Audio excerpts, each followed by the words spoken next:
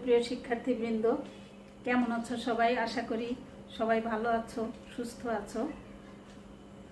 নবম ও দশম শ্রেণীর অনলাইন ক্লাসে আবার সবাইকে স্বাগতম। আমরা গত পর্বে পড়েছিলাম বিশেষণ পদ, বিশেষণ পদের প্রকারভেদ, নাম বিশেষণ, ভাব বিশেষণ নিয়ে আলোচনা করেছিলাম। আজকে আমরা পড়ব বিশেষণের অতিশায়ন।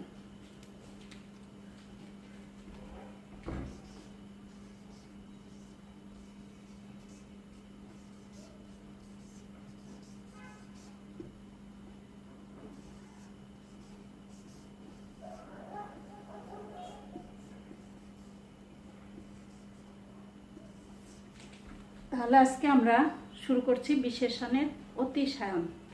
বিশেষণের অতিশায়ন বলতে আমরা কি বুঝি? তোমরা ইংরেজিতে ডিগ্রি পড়েছো, অ্যাডজেক্টিভের ডিগ্রি, পজিটিভ, কম্পারেটিভ, সুপারলেটিভ। যারা এই ইংরেজিটা পড়েছো তাদের কাছে বাংলা সোজা সহজ, বোঝা সহজ হবে, আর যারা বাংলাটা পড়ছো তাদের জন্য ইংরেজিটা সহজ হবে। তাহলে আমি শুরু করি। বিশেষণের অতিশায়ন বলতে আমরা কি বুঝি? বিশেষণ পদ যখন দুই বা ততোধিক বিশেষ্যের মধ্যে তার গুণ, অবস্থা, পরিমাণ ইত্যাদি তুলনায় যে একের উৎকর্ষ বা অপকর্ষ বুঝিয়ে থাকে। যেমন উৎকর্ষ, অপকর্ষ বলতে আমরা কি বুঝি? যখন তুলনা করা হয়, দুই বা ততোধিক বিশেষ্যের ভিতরে যখন তুলনা করা হয়, তুলনায় যখন একজনের উৎকর্ষ বাড়ে, মানে তার গুণটা বাড়ে বা মান বাড়ে, স্বাভাবিকভাবে আর একজনের অপকর্ষ হয়, অর্থাৎ তার গুণ কিছুটা কমে যায়। এই যে তুলনা, অর্থাৎ অনেকগুলো দুই বা ততোধিক বিশেষ্যের ভিতরে যে তুলনা, সেটা বোঝাতে যে বিশেষণটা ব্যবহার করা হয় সেটাকেই বলা হয় বিশেষণের অতিশায়ন। তাহলে আমরা কিভাবে বুঝবো যে বিশেষণের অতিশায়ন কি? বিশেষণ পদটা যখন দুই বা ততোধিক বিশেষ্যের মধ্যে তার গুণ, অবস্থা, পরিমাণ ইত্যাদির তুলনায় যখন একের উৎকর্ষ বা অপকর্ষ বুঝিয়ে থাকে, তাকে বিশেষণের অতিশায়ন বলে। আমরা একটা উদাহরণের মাধ্যমে বিষয়টাকে আরো পরিষ্কারভাবে বুঝতে পারি। যেমন দেখো,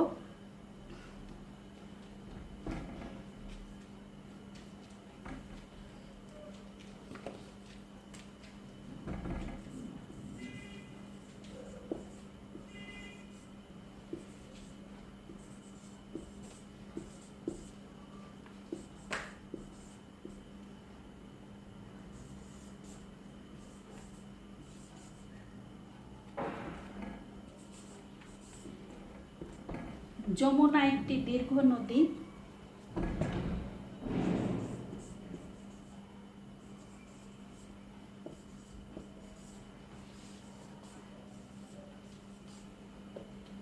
পদ্মা দীর্ঘতর এবং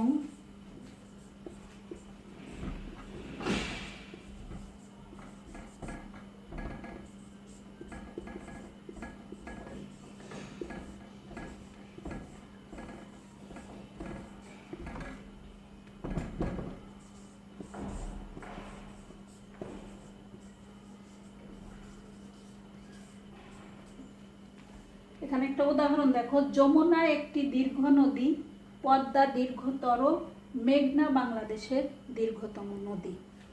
এখানে যমুনা দীর্ঘ নদী, এখানে কারোর সঙ্গে কোনো তুলনা নেই। পদ্মা দীর্ঘতর মানে কি? দীর্ঘতর বলতে কার থেকে বড় সেটা? এই যমুনার থেকে দীর্ঘতর, অর্থাৎ এখানে তুলনা হচ্ছে পদ্মা এবং যমুনার ভিতরে, দুইজনের ভিতরে, দুইটার ভিতরে। আবার মেঘনা বাংলাদেশের দীর্ঘতম নদী, এখানে বাংলাদেশের বলতে বাংলাদেশের যত নদী আছে সব নদীর থেকে দীর্ঘ। তাহলে এখানে তুলনা হচ্ছে তিনটার ভিতরে, ততোধিক। এখানে দুইটার ভিতরে, দুইটা বিশেষ্যের ভিতরে, এখানে তিনটা বিশেষ্য, তিনের অধিক, দুইয়ের অধিক বিশেষ্যের ভিতরে তুলনা হচ্ছে। তাহলে এখানে দেখা যাচ্ছে যে যমুনা এবং পদ্মা দুইটার ভিতরে তুলনা হচ্ছে। তাহলে এখানে পদ্মার উৎকর্ষ বেড়ে যাচ্ছে, যমুনার অপকর্ষ হচ্ছে।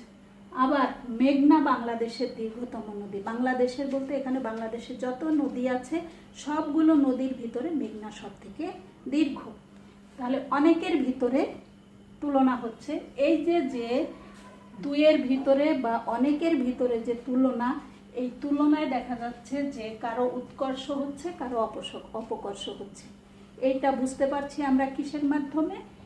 বিশেষণের মাধ্যমে। এই জন্য একে বলা হয় কি? বিশেষণের অতিশায়ন।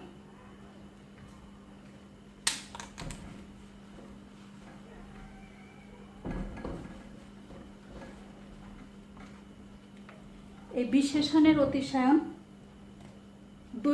দুই প্রকার শব্দের মাধ্যমে হতে পারে। একটা হলো বাংলা শব্দের অতিশায়ন, আর একটা হলো তৎসম শব্দের অতিশায়ন।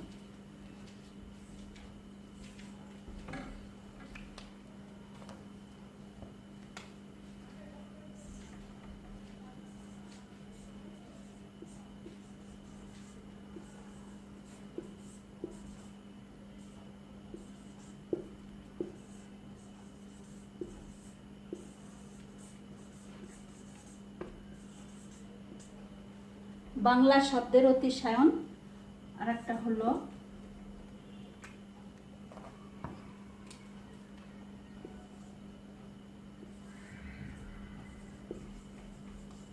তৎসম শব্দের অতিশায়ন।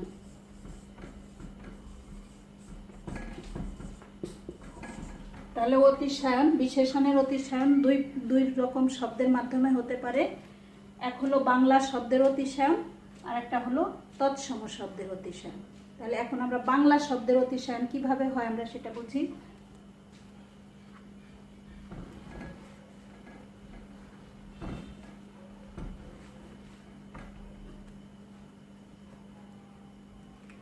বাংলা শব্দের অতিশায়নে দুইয়ের মধ্যে তুলনায়, হইতে, চেয়ে, থেকে, অপেক্ষা ইত্যাদি শব্দ ব্যবহৃত হয়। এবং এই তুলনায় দেখা যায় যে দুটো বিশেষ্যের মধ্যে প্রথম বিশেষ্যটার সঙ্গে ষষ্ঠী বিভক্তি যুক্ত হয়।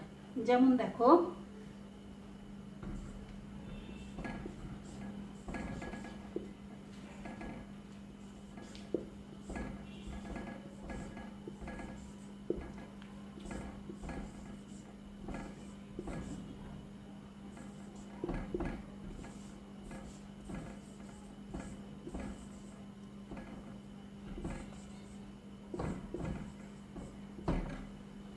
গরুর চেয়ে ঘোড়ার দাম বেশি। এখানে গরু এবং ঘোড়া দুইটা বিশেষ্য পদের মধ্যে তুলনা হচ্ছে। এই তুলনা বোঝাতে আমরা চেয়ে, হইতে, থেকে, অপেক্ষা ইত্যাদি অনেক শব্দ ব্যবহার করতে পারি। এবং এই দুটো তুলনা বোঝানোর জন্য এই যে প্রথম যে বিশেষ্যটা, তার সঙ্গে ষষ্ঠী বিভক্তি আমরা চিনি কি? র, এর, এগুলো হলো ষষ্ঠী বিভক্তি। তাহলে এখানে গরু এর সঙ্গে একটা র বিভক্তি যুক্ত হয়েছে। এরপরে এটা হলো দুইয়ের মধ্যে তুলনায়।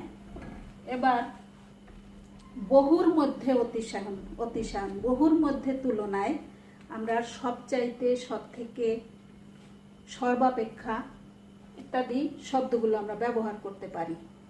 যেমন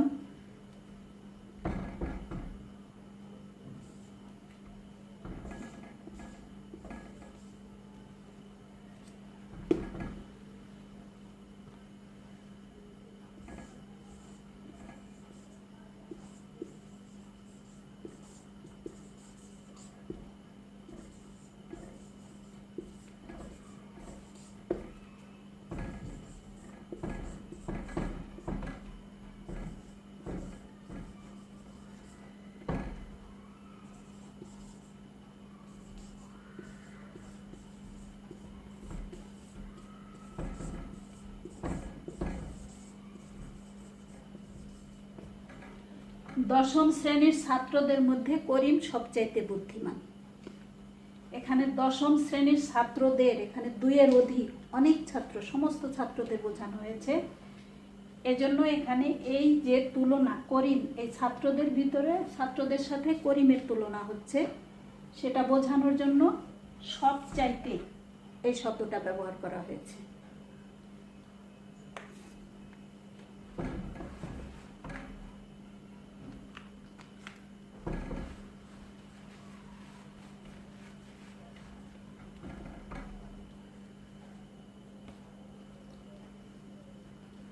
দুটি বস্তুর মধ্যে অতিশয়নে জোর দেওয়ার জন্য অনেক সময় অধিক, বেশি, অধিকতর ইত্যাদি শব্দ বিশেষণের অতিশায়ন হিসাবে ব্যবহার করা হয়। যেমন দেখা যায়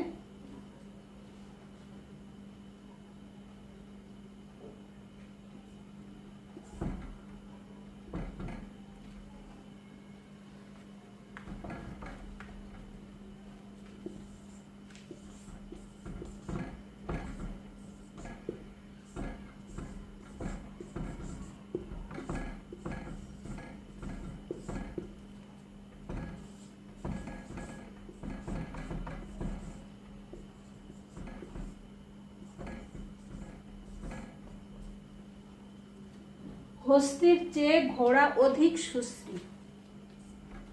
হস্তি মানে হাতি, এখানে হস্তির চেয়ে ঘোড়া অধিক সুশ্রী, জোর দেওয়ার জন্য, বেশি, সুশ্রীটা বেশি সেটা বোঝানোর জন্য অধিক এই শব্দটা ব্যবহার করা হয়েছে।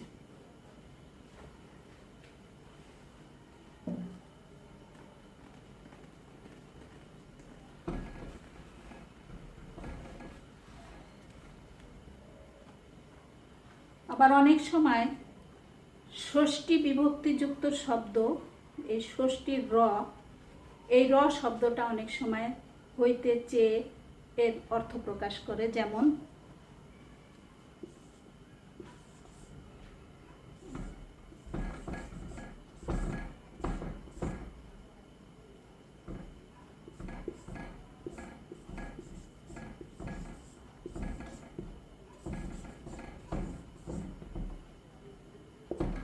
মাটি সোনার বাড়া, তার মানে কি সোনার চাইতে, বাড়া মানে কি খাঁটি, সোনার চাইতে খাঁটি, সোনার চেয়ে বেশি মূল্যবান।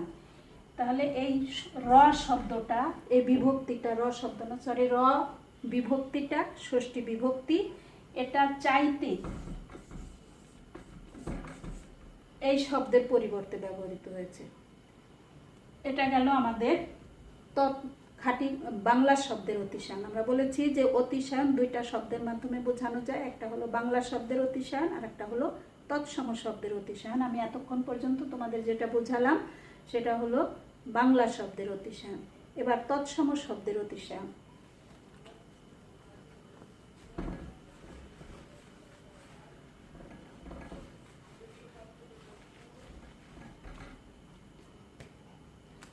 তৎসম শব্দের অতিশায়নে দুইয়ের মধ্যে তুলনায় তর প্রত্যয়যুক্ত হয় এবং অনেকের মধ্যে, বহুর মধ্যে তুলনায় তম প্রত্যয়যুক্ত হয়। যেমন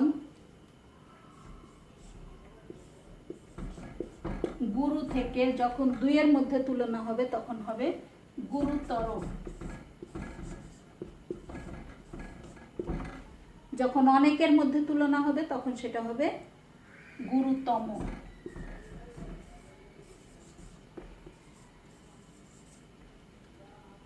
তবে অনেক সময় দেখা যায় যে এই তর প্রত্যয়টা, এটা লিখতে অনেক সময় বা বলতে শ্রুতিকটু মনে হয়, তখন সেখানে অধিকতর, এই তরটাকে অধিকতর হিসাবে লেখা যায়। যেমন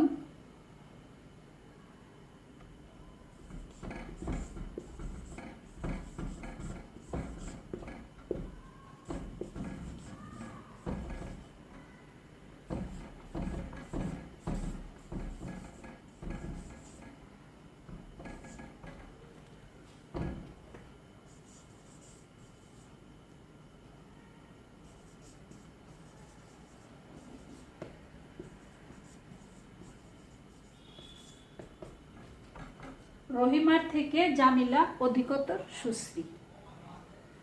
যদি এখানে আমরা শুধু তরটা দিতাম তাহলে শুনতে ভালো লাগতো না, শ্রুতিকটু মনে হতো, সেজন্য এখানে আমরা অধিকতর শব্দটা দিয়েছি।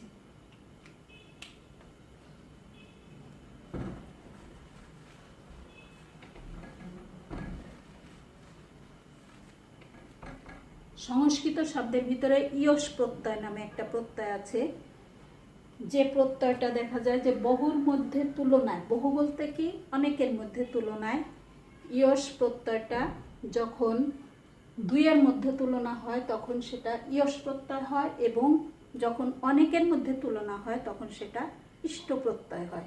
কিন্তু ইয়স প্রত্যয়টা বাংলা এর ব্যবহার নেই, ইষ্ট প্রত্যয়টা ব্যবহার আছে। যেমন আমি একটা উদাহরণ দিই, দেখো,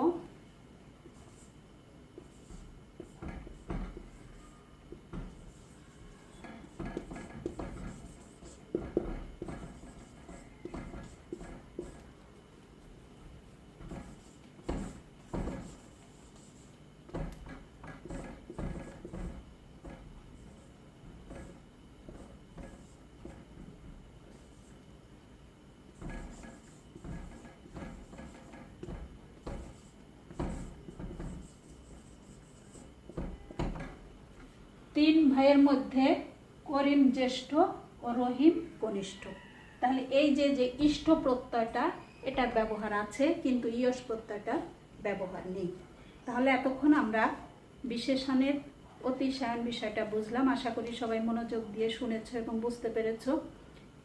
এবার আমি কিছু কিছু শব্দ আছে যেটা একই শব্দ বিশেষ্য হিসেবেও ব্যবহৃত হতে পারে, বিশেষণ হিসেবেও ব্যবহৃত হতে পারে, সেরকম কিছু শব্দ আমি উদাহরণের মাধ্যমে তোমাদের আমি দেখাবো।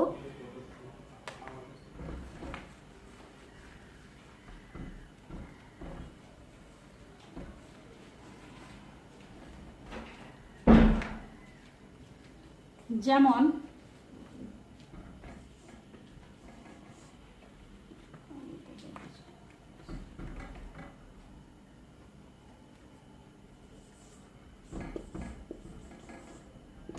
ভালো, ভালো এই শব্দটা আমরা জানি যে এটা বিশেষণ, কারণ ভালো মন্দ দোষ গুণ বোঝালেই তাকে বিশেষণ বলে। তাহলে বিশেষণ কিভাবে, যেমন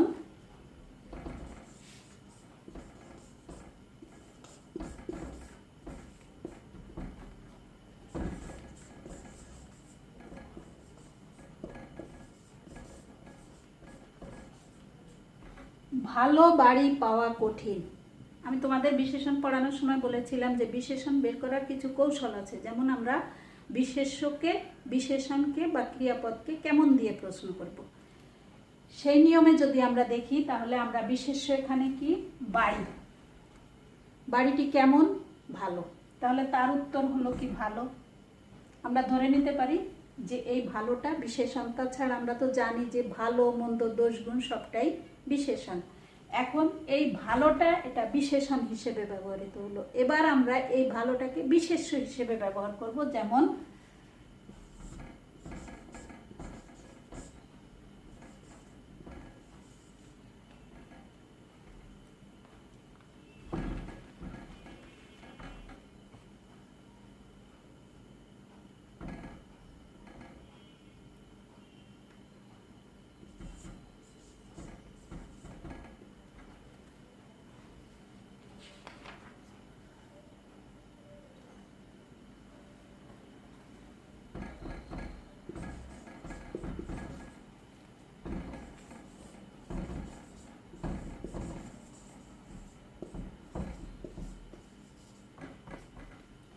আপন ভালো সবাই চায়। আমরা ক্রিয়াকে প্রশ্ন করি সবাই কি চায়, এই যে আপন ভালো। তাহলে কির উত্তর যখন আমরা জানি যে বিশেষ্য বের করার নিয়ম হলো যে ক্রিয়াকে কি বা কাকে দিয়ে প্রশ্ন করতে হবে। কি বা কাকে দিয়ে প্রশ্ন করলে যদি উত্তর পাওয়া যায় সেটা হবে বিশেষ্য। তাহলে এখানে চায়, কি চায়, আপন ভালো, এই কি এর উত্তর হলো আপন ভালো, তাহলে সেটা অবশ্যই বিশেষ্য। তাহলে আমরা দেখলাম যে ভালোটা বিশেষণ হিসেবে যেমন ব্যবহৃত হয় তেমনি বিশেষ্য হিসেবেও ব্যবহৃত হতে পারে।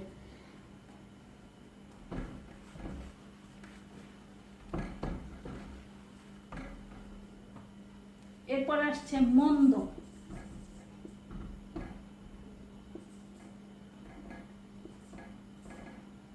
মন্দ যখন বিশেষণ হিসেবে তখন হলো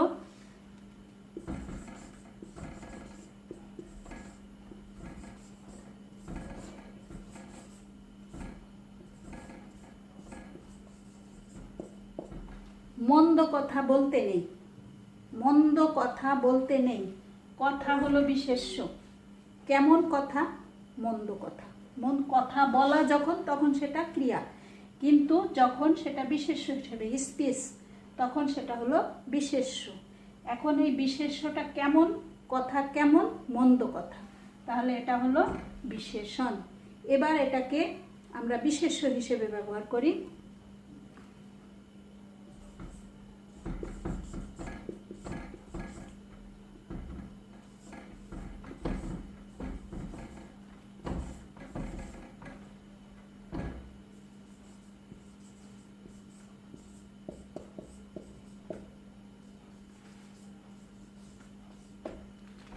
এখানে তুমি কি মন্দটা দেখলে? দেখলে কি, এই যে কির উত্তর হলো মন্দটা, তাহলে এটা বিশেষ্য। তাহলে বিশেষ্য পদ যেমন মন্দ যেমন বিশেষণ পদ হিসেবে ব্যবহৃত হতে পারে, তেমনি বিশেষণ হিসেবেও ব্যবহৃত, বিশেষ্য হিসেবেও ব্যবহৃত হতে পারে, আবার বিশেষণ হিসেবেও ব্যবহৃত হতে পারে। এরপরে আছে পূর্ণ।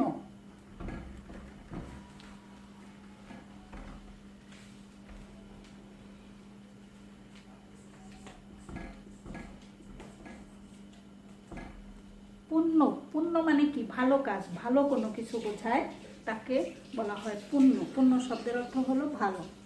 যেমন এটাকে যদি আমরা বিশেষ্য হিসেবে ব্যবহার করি,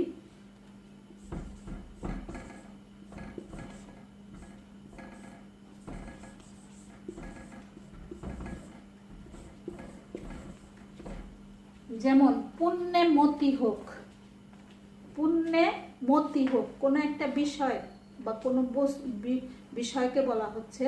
যেমন কিসে, কি বা কিসে, কিসে বুঝাইলো সেটা বিশেষ্য হতে পারে।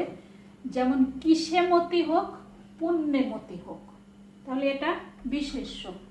আবার এটাকে আমরা বিশেষণ হিসেবে ব্যবহার করতে পারি। যেমন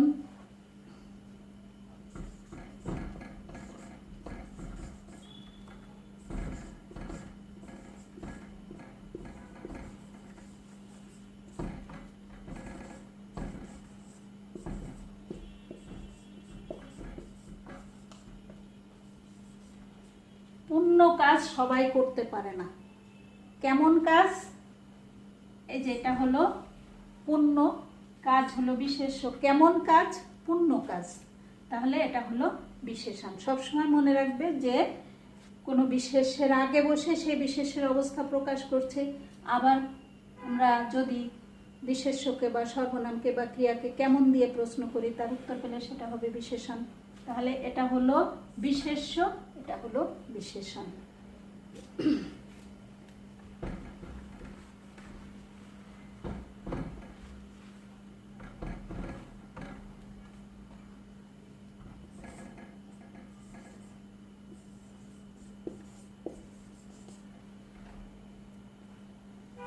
নিশীথ, নিশীথ মানে হলো রাত। যখন সেটা বিশেষ্য তখন সেটা রাত, নিশীথ মানে রাত। যেমন নিশীথে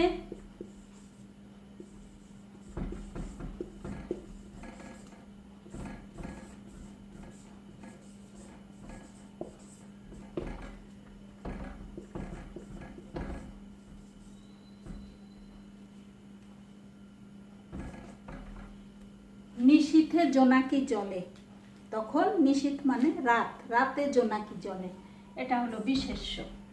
আবার যদি আমি বলি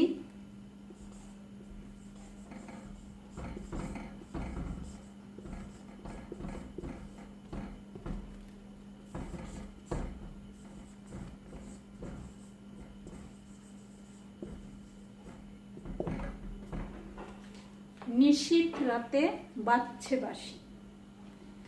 এখন এই নিশীথ শব্দটা এটা হলো গভীর। নিশীথ মানে কখনো রাত যখন সেটা বিশেষ্য, আবার নিশীথ রাত যখন সেটা বিশেষণ, তখন সেটা হলো গভীর রাত।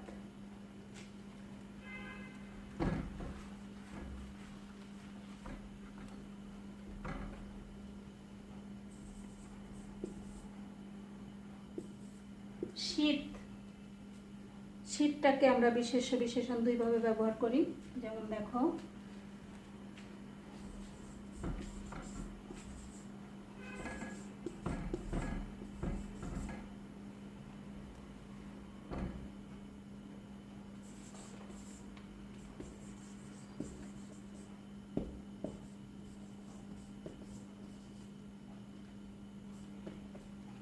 শীতকালে কুয়াশা পড়ে।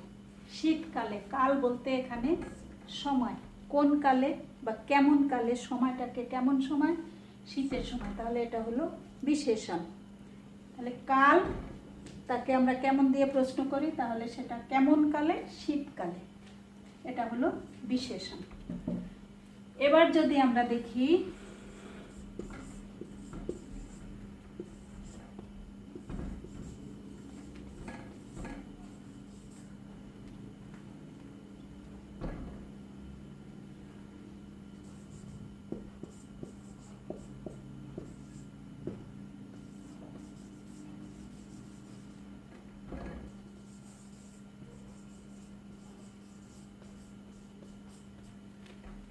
শীতের সকালের রোদ অনেক ভালো লাগে। শীতের সকালের, তখন হলো একটা ঋতুকে, ঋতুর নামকে শীতকালের, এখানে শীতের বলতে শীত ঋতুকে বোঝানো হচ্ছে, তখন সেটা হলো বিশেষ্য। এরপর আর একটা আছে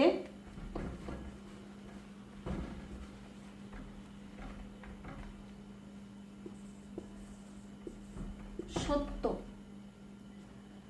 সত্য শব্দটা প্রকৃত অর্থে সত্য হলো বিশেষণ। এটাকে আমরা বিশেষণ হিসেবেও ব্যবহার করব এবং এটাকে বিশেষ্য হিসেবেও ব্যবহার করব। যেমন সত্য যখন বিশেষণ হিসাবে,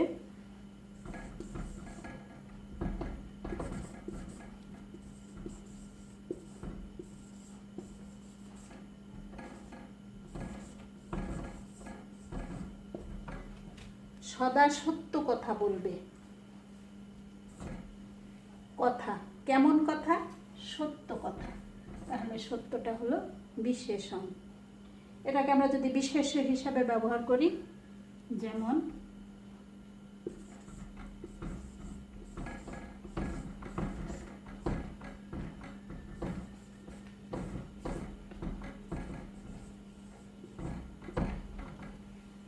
এক বিরাট সত্য। এটা কি, এক বিরাট সত্য, এখানে কিন্তু ক্রিয়া উজ্জ আছে। এক বিরাট সত্য অর্থাৎ এটা হয় একটা বিরাট সত্য। এটা হয় কি, হয় বলতে হয় ক্রিয়া, ক্রিয়াকে আমরা প্রশ্ন করব কি দিয়ে, হয় কি বিরাট সত্য, তখন সেটা কির উত্তর, সেজন্য সত্যটা হলো তখন বিশেষ্য। আশা করি সবাই বুঝতে পেরেছো ক্লাসটা। নিয়মিত ক্লাস দেখবে। যখন তোমরা যদি কোনো সমস্যা পড়ো, কমেন্টস বক্সে আমাকে কমেন্টস করবে। অনেকেই আমার কাছে বাংলা সেকেন্ড পেপারের রাইটিং পার্ট সাজেশন চেয়েছো। আমি আমার ফোন নাম্বার লিখে দিচ্ছি, তোমরা ফোনে আমার সঙ্গে যোগাযোগ করবে।